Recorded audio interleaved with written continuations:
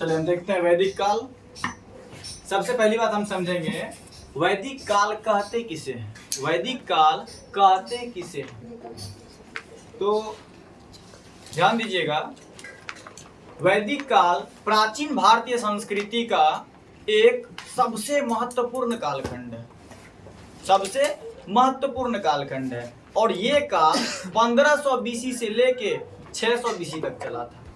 ये काल 1500 बीसी से लेके 600 बीसी तक चला था। हम सबसे पहली बात पढ़ेंगे वेद। वैदिक काल आखिर नाम क्यों पड़ा? प्राचीन भारतीय संस्कृति का एक महत्वपूर्ण कालखंड जिसमें वेदों की रचना हुई, जिसमें वेदों की रचना हुई, इसलिए इस काल को वैदिक काल कहा जाता है। किन्हीं को दिक्कत? आपसे पूछा जाएगा किन किन वेदों की रचना हुई? 4 वेदों की रचना हुई। पहला ऋग्वेद, दूसरा सामवेद, तीसरा यजुर्वेद और चौथा अथर्ववेद। चौथा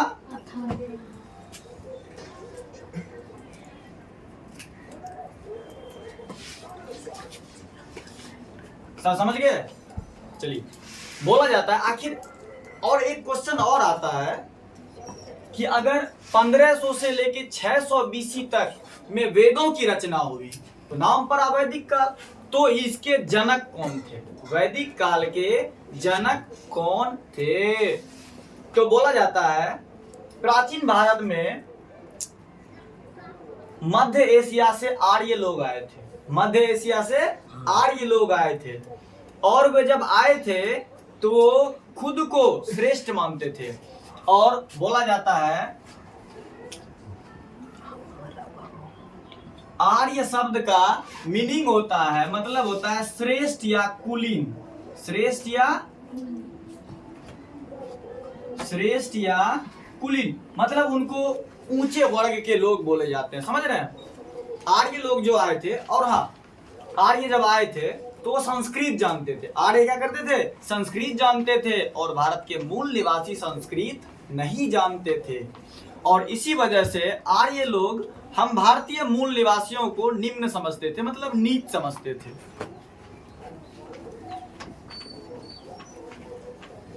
और जब आर्य लोग आए तो उन्होंने एक जिम्मेवारी लिया। क्या जिम्मेवारी लिया? कि उन्होंने कहा कि हम भारतीय लोगों को संस्कृत पढ़ना सिखाएंगे। हम भारतीय लोगों को संस्कृत पढ़ना सिखाएंगे। सबसे पहले हम वैदिक काल देखते हैं, ठीक है? उसके बाद हम आगे जिक्र करेंगे। एक क्वेश्चन आता है वैदिक काल किसे कहते हैं, क्यों इसका नाम पड़ा?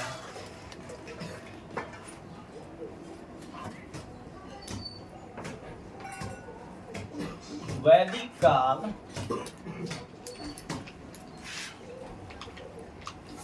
प्राचीन भारतीय संस्कृति का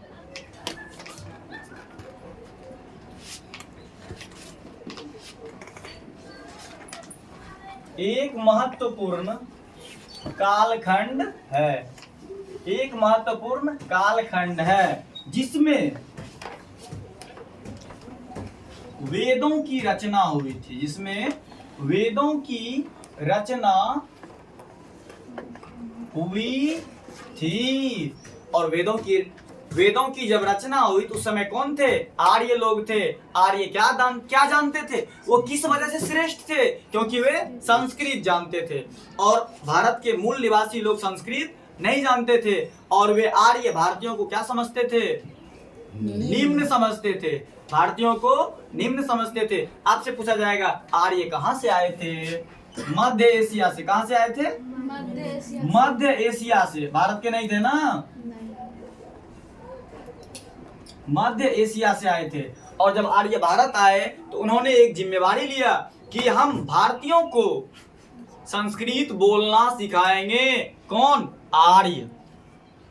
तो सबसे पहले उस समय भारत 2 भाग में था, उत्तर भारत और दक्षिण भारत। उत्तर भारत और दक्षिण भारत। सबसे पहली बात, दक्षिण भारत का आर्यीकरण बोला जाता है कि दक्षिण भारत का आर्यीकरण अगस्त ऋषि ने किया था। दक्षिण भारत का आर्यीकरण किसने किया? अगस्त ऋषि ने किया था।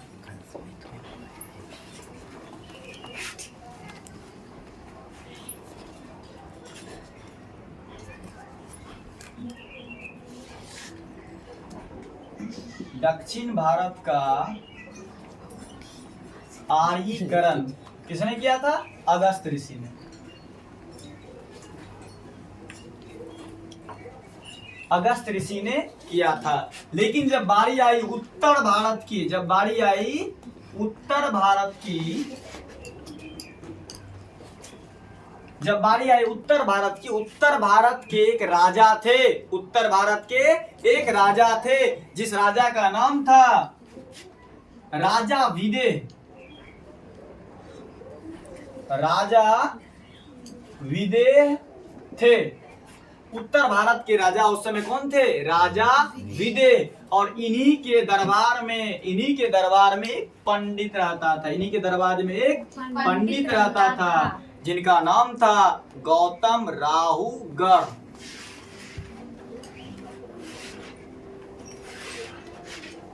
गौतम राहुगढ़ ये क्या करते थे? संस्कृत बोलना जानते थे। और इन्होंने पूरे उत्तर भारत की जिम्मेवारी ले ली कि हम पूरे उत्तर भारतवासियों को संस्कृत बोलना सिखाएंगे। तो ये पंडित थे। पंडित जी तो संस्कृत बोलना अच्छी तरीके से जानते हैं। तो ये क्या करते थे? संस्कृत बोला करते थे। और ये इतना अच्छा संस्कृत बोल लेते थे, इतना अच्छा संस्कृत बोल लेते थे कि लोग, वहां के लोग लोकप्रिय हो गए। धीरे धीरे ये क्या हुए? सभी लोगों में लोकप्रिय होते गए। इनकी लोकप्रियता बढ़ते चली गई।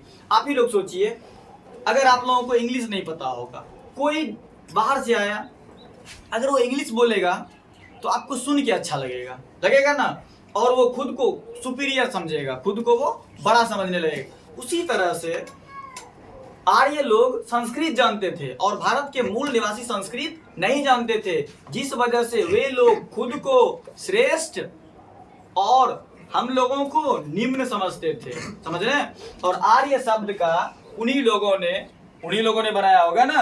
आर्य शब्द का अर्थ बताया श्रेष्ठ या कुलीन। आपसे पूछा जाएगा एग्जाम में, आर्य शब्द का शाब्दिक अर्थ क्या होता है? तो आप आंसर मार दीजिएगा श्रेष्ठ या कुलीन। श्रेष्ठ या कुलीन। चलिए अब जरा सा हम देखते हैं इनकी कहानी, गौतम राहुगढ़ की कहानी। गौतम राहुगढ़ की कहानी। राजा विदेह के दरबार का एक पंडित गौतम राहुगढ़, इनकी लोकप्रियता धीरे धीरे बढ़ने लगी। इनकी लोकप्रियता धीरे धीरे बढ़ने लगी। और ये क्या करते थे? ये संस्कृत बोलते थे और लोगों को बहुत अच्छा लगता था। और इनके पास सिद्धियां प्राप्त थी और इन्होंने अपने सिद्धियां, मतलब इनके पास जो सिद्धि थी, आप लोग देखे थे रामायण आप लोग देखे होंगे, बाण सेम रहता है, बाण एक ही रहता है, लेकिन मंत्र पढ़ता है तो वो अपना विकराल रूप ले लेता है। समझ रहे हैं? क्योंकि उनके पास सिद्धियां रहती है ना। तो आज के समय में जनेऊ से क्या हो सकता है? कुछ नहीं। लेकिन रामायण में जनेऊ को ब्रह्मास्त्र बोला जाता था। आप पढ़िएगा रामायण आप देखे होंगे मेघनाथ अपना जनेऊ खोल के उसको ब्रह्मास्त्र, जब उनको फेंका गया तो बजरंगबली उसमें फंस गए थे। समझ रहे हैं? क्योंकि उसमें उस समय की सिद्धियां ही कुछ ऐसी थी, आज के समय में वो नहीं है। तो गौतम राहुगढ़ ने क्या किया? कुछ श्लोक पढ़ के, कुछ मंत्र वगैरह पढ़ के अपने मुख में ज्वाला उत्पन्न किया। अपने मुंह में ज्वाला मतलब आग। और उस ज्वाला की खासियत थी, एक बार अगर बुझ जाएगा तो दोबारा नहीं जलेगा। तो वो क्या किए? संपूर्ण भारत का परिक्रमा करने के लिए सोचे। और वे जब धीरे धीरे आगे बढ़े तो सोनपुर का नाम सुने हैं? सोनपुर का। जब वहां वो पहुंचे तो पटना पहुंचने वाले थे, तो उनके मुख से ज्वाला गिर गई नदी में। उनके मुख से ज्वाला गिर गई नदी में। नदी में गिरने के बाद वो ज्वाला बुझ गई और गौतम राहुगढ़ को गुस्सा आ गया। गौतम राहुगढ़ को गुस्सा आ गया और इन्होंने श्राप दिया और इन्होंने कहा कि पटना अछूतों की भूमि है। पटना अछूतों की भूमि है। समझ रहे हैं? और आज भी लोग पटना के गंगा नदी से जल नहीं भरते हैं। जल कहाँ से भरते हैं? सुल्तानगंज से भरते हैं। समझ गए अच्छी तरीके से समझ गए। अब हम देखते हैं, अगर आपसे, चलिए इससे क्या पता चला, अब हम समझते हैं। जब पूछा जाएगा दक्षिण भारत में आर्यीकरण कौन किए थे? अगस्त ऋषि ने। उत्तर भारत में गौतम राहुगढ़ ने। गौतम राहुगढ़ की कहानी समझ गए अच्छी तरीके से। अब हम देखते हैं,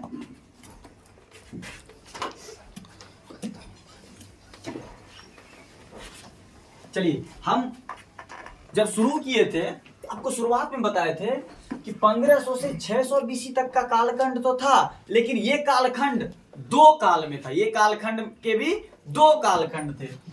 जैसे सबसे पहली बात बोला जाता है, वैदिक कालखंड को दो भागों में बांटा गया। वैदिक कालखंड को दो भागों में बांटा गया। पहला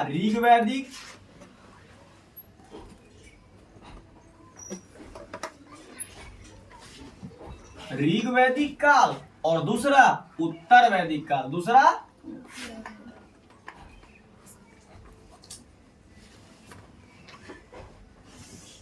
ऋग्वैदिक काल और दूसरा उत्तर वैदिक काल।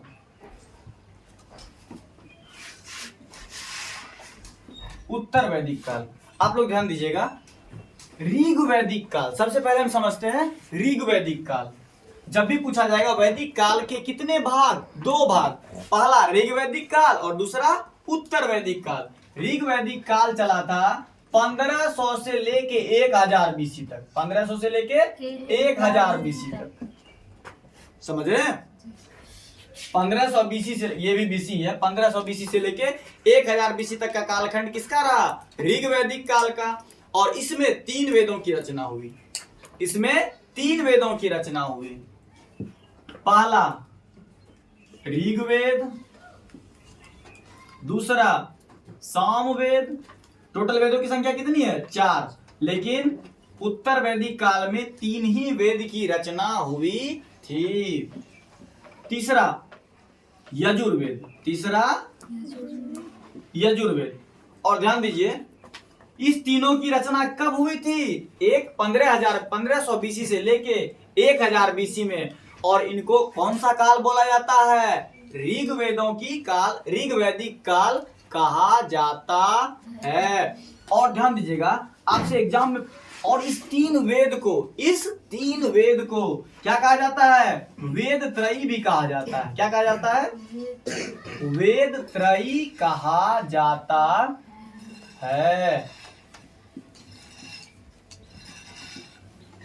ऋग्वेद, सामवेद, यजुर्वेद, जब भी पूछा जाएगा वेद त्रयी किसे कहा जाता है? 3 वेदों को वेद त्रयी कहा जाता है। कौन कौन वेद? ऋग्वेद, सामवेद, यजुर्वेद। क्या अथर्ववेद भी आएगा? नहीं। पूरी डिटेल से हम नेक्स्ट वीडियो में देखेंगे। आज हम थोड़ा, जब वैदिक काल का पहला क्लास है तो आज हम थोड़ा बेसिकली चीज समझेंगे। यजुर्वेद, ठीक है? अब ध्यान दीजिए। और उसके बाद आता है उत्तर वैदिक काल। उसके बाद आता है उत्तर वैदिक काल।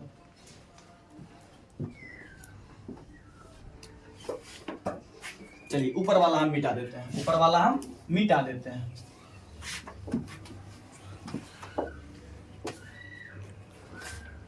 दूसरा क्या है?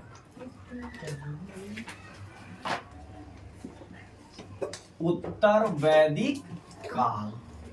उत्तर वैदिक काल में चलिए 3 वेदों की रचना हो चुकी है। बच रहा है कौन सा वेद? एक वेद। और उस वेद का नाम है क्या? अथर्ववेद। उस वेद का नाम क्या है?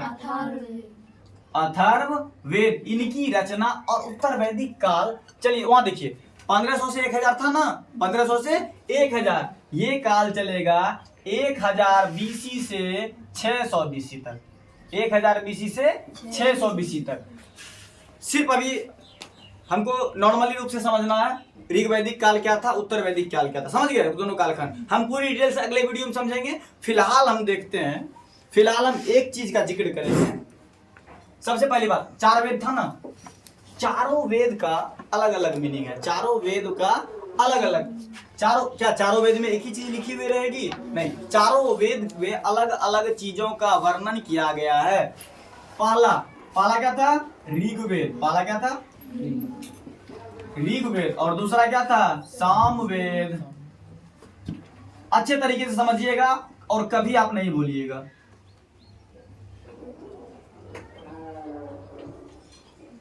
यजुर्वेद और चौथा अथर्ववेद। जब भी आपसे पूछा जाएगा वेद त्रयी किसे कहा जाता है, 1 2 3, अथर्ववेद को छोड़कर तीनों वेद को वेद त्रयी कहा जाता है। और ध्यान दीजिए ऋग्वेद में ईश्वर की महिमा का जिक्र किया गया है। मतलब प्रभु की लीला, भगवान के बारे में कुछ बताया गया होगा, ईश्वर की महिमा का जिक्र है। सामवेद में बोला जाता है संगीत, 100 से सामवेद और 100 से संगीत। सामवेद में किसकी चर्चा है, संगीत की, जिसको अभी आप सॉन्ग बोलते हैं, ठीक है। यजुर्वेद य से यजुर्वेद और य से यज्ञ और युद्ध, यज्ञ और युद्ध, यज्ञ और युद्ध। और अथर्ववेद अ से अथर्ववेद और अ से औषधि, अ से अथर्ववेद और अ से औषधि। इन सभी का जिक्र किया गया है इन चारों वेदों में, इन चारों वेदों में। यहां तक हो गया, किन्हीं को कोई दिक्कत नहीं ना। अब हम देखिए, एक होता है वर्ण व्यवस्था, एक होता है वर्ण व्यवस्था, उस समय की वर्ण व्यवस्था, और हम थोड़ा सा जिक्र कर देते हैं वर्ण व्यवस्था पे, ठीक है। उसके बाद हम अगले क्लास में जब अगला वीडियो लेके आएंगे हम पूरी डिटेल से लेके आएंगे, समझ रहे हैं। चलिए अब देखते हैं वर्ण व्यवस्था। वर्ण व्यवस्था आखिर है क्या। वर्ण व्यवस्था आज भी है और वर्ण व्यवस्था कल भी था, उससे पहले भी था, मतलब उस समय भी था और अभी भी है। हम देखते थोड़ा सा वर्ण व्यवस्था, ठीक है। वर्ण व्यवस्था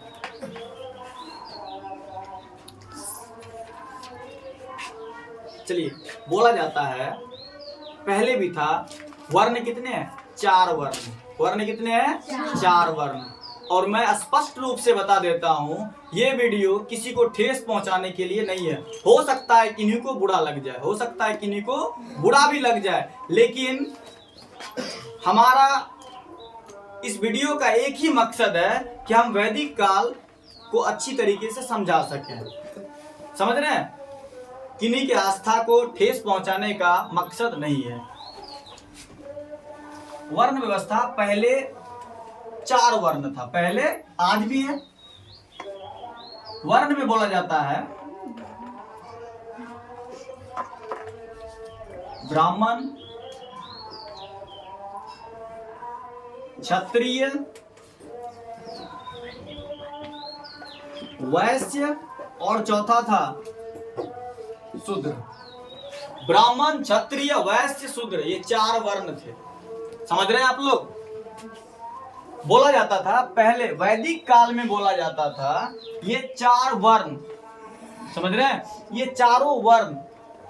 मतलब ब्राह्मण किसे बोला जाता था, ब्राह्मण किसे बोला जाता था, जो शिक्षा देने का काम कर रहा है उसे ब्राह्मण। जैसे हम पढ़ा रहे हैं तो हम हो गए ब्राह्मण, कोई शिक्षक है वो पढ़ा रहे हैं, शिक्षा दीक्षा का काम कर रहे हैं तो हो गए ब्राह्मण। ध्यान दीजिएगा उस समय की वर्ण व्यवस्था कितनी अच्छी थी और आज की वर्ण व्यवस्था कितनी खराब है।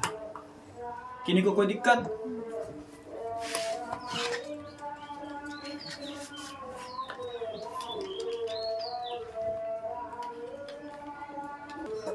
चलिए देखते हैं वर्ण व्यवस्था। वर्ण व्यवस्था में कहा जाता है पहले का वर्ण व्यवस्था बहुत अच्छा था, पहले का वर्ण व्यवस्था बहुत अच्छा था।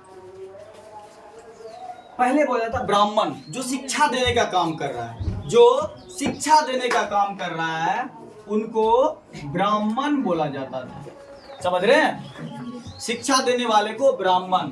जो रक्षा कर रहा है, जो रक्षा कर रहा है उसको हम रक्षक बोल सकते हैं ना।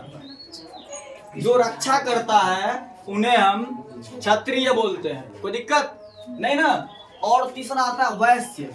वैश्य मतलब होता है व्यापारी, वैश्य मतलब व्यापारी। और शूद्र मतलब होता है नीच कार्य करने वाला। शूद्र मतलब नीच कार्य, चोरी चपाटी जो भी हो जाए, समझ रहे हैं, चोरी डकैती कर रहा है या फिर कोई भी नीच काम कर रहा है, गलत काम कर रहा है, उसे उस समय शूद्र बोला जाता है, उसे उस समय शूद्र। और हाँ, ये अभी की नहीं है, ये अभी की नहीं है, ये वैदिक काल की है। ये कब की है? ये वैदिक काल की है।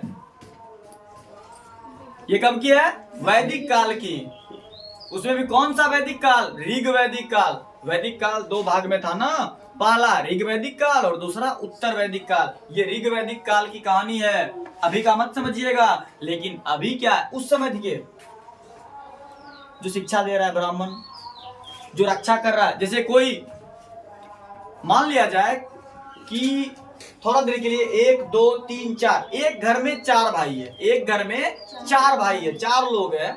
चारों में से अगर बड़ा वाला शिक्षा देने का काम कर रहा है, टीचर है, शिक्षक है और शिक्षा की बातें करता है, तो वो ब्राह्मण हो गया।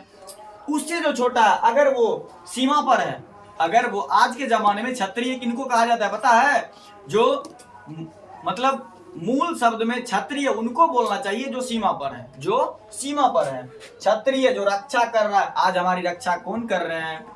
आज हम लोग घर में चैन से कैसे हैं? क्योंकि सीमा पर कोई बेचैन होके है, समझ रहे हैं? कोई अपने सुख चैन को छोड़कर सीमा पे रक्षा कर रहा है, तभी हम लोग सुख चैन से जी रहे हैं। क्षत्रिय बोला जाता है रक्षा करने वाले को। वैश्य जैसे मुकेश अंबानी, लक्ष्मी रतन टाटा, ये सब क्या है? व्यापार कर रहे हैं ये लोग।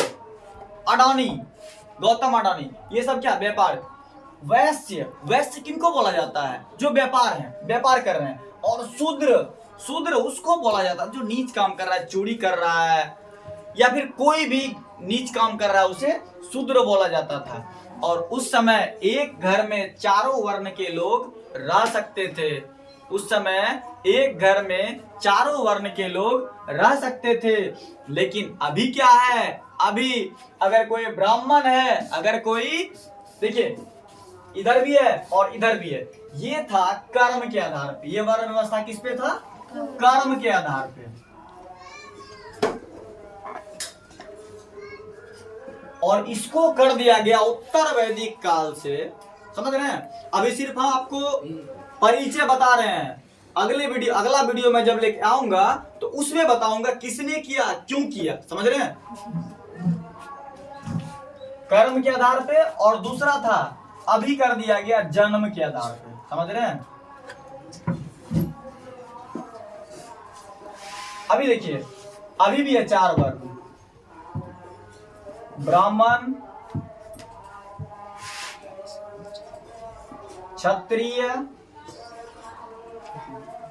वैश्य और चौथा क्या था? शूद्र।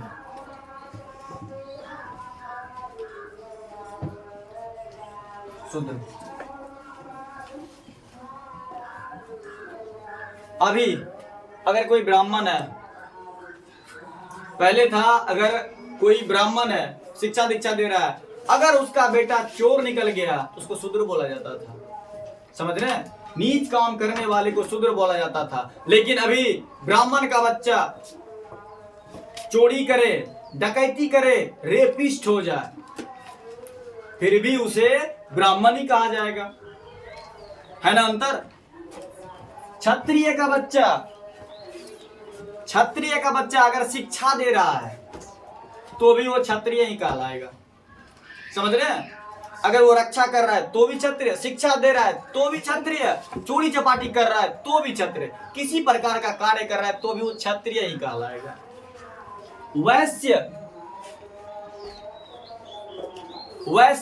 वैश्य कितनो बड़ा व्यापारी हो, आज के जमाने में कितनो बड़ा व्यापारी हो, अगर उसका बच्चा चोर निकल गया, फिर भी वैश्य। अगर उसका बच्चा शिक्षा देने लगा तो ब्राह्मण नहीं, वैश्य ही कहलाएगा। अगर उसका बच्चा रक्षा करने लगा तो भी वो वैश्य ही कहलाएगा, समझ रहे हैं? जबकि पहले क्या था? पहले था वैश्य, क्षत्रिय को कहा जाता था रक्षा। क्षत्रिय का काम क्या था? रक्षा करना, मतलब जो रक्षा करता था उनको क्षत्रिय कहा जाता था। लेकिन यहाँ देखिए, पहले वैश्य जो व्यापार करता था, लेकिन आज अगर वो चोरी भी कर रहा है ना तो वैश्य ही कहलाएगा। और बात रही शूद्र उसको कहा जाता था जो नीच काम करता था, शूद्र उसको कहा जाता था कोई नीच काम करता था। और ध्यान दीजिए, इस दोनों में अंतर और तीनों में अंतर देख लीजिए, उलट पुलट। इनके बारे में, शूद्र के बारे में बोला जाता है कि शूद्र का बच्चा अगर वो चोरी चपाटी कर रहा है तब तो वास्तव में शूद्र है, चोरी चपाटी कर रहा है तब तो वो वास्तव में शूद्र है, कोई गलत काम कर रहा है तो वो वास्तव में शूद्र है। लेकिन अगर शूद्र का बच्चा 6 शास्त्र और 4 वेद का भी ज्ञाता हो जाए तो भी वो शूद्र ही हो, तो भी वो शूद्र ही हो जाए। आप बोलेगा सर आप 6 शास्त्र और 4 वेद, इसका मतलब क्या होगा? शास्त्र 6 होता है और वेद 4 होता है, तो रावण को दशानन क्यों कहा जाता है? बताइए तो। रावण का नाम सुने है ना, रावण को दशानन क्यों कहा जाता है? क्योंकि उसके पास 10 मुंडी है। किसी ने देखा है? फोटो में देखा होगा ना। आप भी लोग सोचिए, अगर 10 मुंडी रहता तो सोने टाइम में डेली उसका 5 मुंडी टूटता, नहीं टूटता? थोड़ा ऐसे होता, कटकटा के 2 टूट जाता, फिर इधर होता, फिर टूट जाता, समझ रहे हैं ना। तो उनके बारे में बोला जाता था चलत दशानन डोलन अबनी, इसका मतलब ये नहीं कि उनको 10 गो मुंडा था। उनके बारे में कहा जाता है कि 6 शास्त्र और 4 वेद के ज्ञाता थे। कौन? रावण। इसलिए 6 4 कितना हो रहा है? 10, इसलिए उनको दशानन कहा जाता था। समझ रहे हैं? देखिए दोनों में आसमान जमीन का अंतर। और एक बात, उत्तर वैदिक काल में कितनी गलत बातें लिखी गई, कितनी। एक तो सबसे पहला चेंज किया गया, पहला कर्म के आधार पे और दूसरा जन्म के आधार पे किया गया। क्या ये सही था? नहीं, बिल्कुल गलत था। उसके बाद इन्होंने मन के ढोंग के अनुसार लिखा। क्या लिखा? ब्राह्मण का जन्म ब्रह्मा जी के मुंह से हुआ है, ब्राह्मण का जन्म ब्रह्मा जी के मुख से हुआ है। तो आप लोग ही बताइए किसी बच्चे का जन्म किस प्रक्रिया से होता है? क्या मुख से होता है? नहीं। क्षत्रिय का जन्म बोला जाता था ब्रह्मा जी के भुजा से हुआ है। क्या भुजा से किन्हीं का जन्म हो सकता है? कभी भी। और वैश्य का जन्म ब्रह्मा जी के पेट से हुआ है, चलो मान लिए। और शूद्र ब्रह्मा जी के पैर से, क्या पैर से किन्हीं बच्चे का जन्म होता है? कभी हुआ है? हो सकता है? नहीं। सबको पता है किसी बच्चे का जन्म कैसे होता है, समझ रहे हैं? हमारा भी जन्म उसी प्रकार से हुआ, आप सभी का जन्म उसी प्रकार से हुआ। और मैं पहले बता दिया हूं, इस वीडियो का मकसद वो नहीं है कि किसी को भड़का देना या फिर किन्हीं की आस्था को ठेस पहुंचाना। इस वीडियो का सीधा मकसद है वास्तविक बातें जानना और समझाना, समझ रहे हैं? क्या ये सही है? वैदिक काल तक सही था, वैदिक काल तक सही था। और तो और बोला जाता है ब्राह्मण का काम है भिक्षा मांग के खाना, ब्राह्मण का काम भिक्षा मांग के खाना। क्या सही है? अरे ब्राह्मण में हमको लगता है सबसे ज्यादा IAS IPS कलेक्टर वगैरह बनता, लेकिन लिखा क्या गया है? ब्राह्मण का काम भिक्षा मांग के खाना। क्या जिसने लिखा वो सही लिखा? नहीं लिखा। क्षत्रिय का काम रक्षा करना, वैश्य का काम व्यापार करना, और शूद्र का काम इन तीनों की सेवा करना, इन तीनों की सेवा करना। मान लिया जाए इस तीनों वर्ण के लोग एक गांव में इस तीनों वर्ग के लोग रह रहे हैं, समझ रहे हैं? और उसमें एक शूद्र है और वो बन गया IAS। क्या ये इनकी सेवा करेगा? सारा गलत बातें लिखी गई है ना। तो आप लोग खुद बताइए, यहाँ लिखा गया यहाँ सीधी बात ब्रह्मा जी पे ले लिया गया है। किनके? ब्रह्मा जी के ऊपर ले लिया गया कि ब्राह्मण का जन्म ब्रह्मा जी के मुंह से हुआ। क्या किन्हीं बच्चे का जन्म मुंह से हुआ है आज तक? हो सकता है? नहीं। दूसरी बात, क्षत्रिय का जन्म ब्रह्मा जी के भुजा से हुआ है। सबको पता है कि किसी भी बच्चे का जन्म माँ के गर्भ से होता है, माँ के गर्भ से होता है, ना कि मुख से होता है, भुजा से होता है और ना पैर से होता है। ये सारा गलत बातें लिखी गई है ना। तो आप लोग ध्यान दीजिएगा कि यहाँ तो खैर लिखा गया, कोई दिक्कत नहीं है। सबसे पहला गलती, ऋग वैदिक काल को गलत किया गया, इस जगह लिख के किया गया ना। यहाँ कर्म के आधार तक ही ठीक था, कर्म के आधार तक अगर ठीक रहता तो आज इतनी महामारी नहीं फैली रहती, है ना? महामारी फैली होगी। यहाँ लड़ाई किस चीज पे है? लड़ाई सबसे ज्यादा लड़ाई हो रहा है जात धर्म, सबसे ज्यादा लड़ाई हो रहा है जात धर्म। अगर हम जात की बात करते हैं, धर्म की बात करते हैं, तो आप लोग खुद सोचिए, अगर कोई मुस्लिम का बच्चा, अगर कोई मुसलमान, माना जाए हम हिंदू है, अगर हमारा कोई दोस्त मुसलमान है, अगर किसी हमारे दोस्त के घर एक लड़का हुआ, एक दोस्त है मेरा, मान लिया जाए वो मुसलमान है और मैं हिंदू हूँ, उसके घर लड़का हुआ और हमारे घर लड़की हुई, समझ रहे हैं, उनको लड़की का जरूरत और हमें लड़का का जरूरत। बचपन में जिस समय जन्म हुआ उस अपने मुसलमान दोस्त के बच्चे को हम अपने पास रख लिए, क्या 20 वर्ष बाद वो बच्चा मस्जिद में जाके नमाज पढ़ेगा? नहीं, नहीं ना पढ़ेगा। वो किस धर्म को मानेगा? हिंदू धर्म को मानेगा। लेकिन वही उसी जगह हमारे घर लड़का हुआ था, मान लिया जाए हम दोनों दोस्त एक दूसरे में एक्सचेंज कर लिया, हम अपना लड़का उनको दे दिए और उनकी लड़की हम ले लिए, तो क्या 20 वर्ष बाद हमारे घर में जो बच्चा जन्मा था, क्या वो 20 वर्ष के बाद मंदिर जाएगा? नहीं, वो मस्जिद जाएगा। तो आप लोग समझिए कि धर्म परवरिश है या भगवान का दिया हुआ है? तो कुछ नहीं है, वो एक परवरिश है, वो एक परवरिश है। अगर 20 साल तक हम किसी बच्चे को पाल रहे हैं ना, चाहे वो किसी भी धर्म का हो, मुसलमान हो, सिख हो, ईसाई हो, अगर मैं हिंदू हूं ना, तो वो बच्चा हिंदू धर्म को मानेगा और हमारे घर बच्चा जो जन्म लिया है, अगर वो बचपन में किसी धर्म के बच्चे के किसी धर्म के घर में चली जाए तो वो उस धर्म को मानेगा, ना कि हमारे धर्म को मानेगा। समझ रहे हैं? ऊपर से बोला जाता है ईश्वर ने सबको एक करके भेजा, सबको एक करके भेजा, सब कुछ बांटा यहाँ गया है। समझ रहे हैं? चलिए इसी के ऊपर पूरा डिटेल रूप से, अभी तो मैं सिर्फ बेसिक बताया इसके बारे में, समझ रहे हैं, पूरा डिटेल मैं नेक्स्ट वीडियो में लेके आऊंगा और फुल तैयारी के साथ। ठीक है, अब यहाँ आज यहीं तक रहने देते हैं और इससे आगे अगले वीडियो में हम देखेंगे। ठीक है।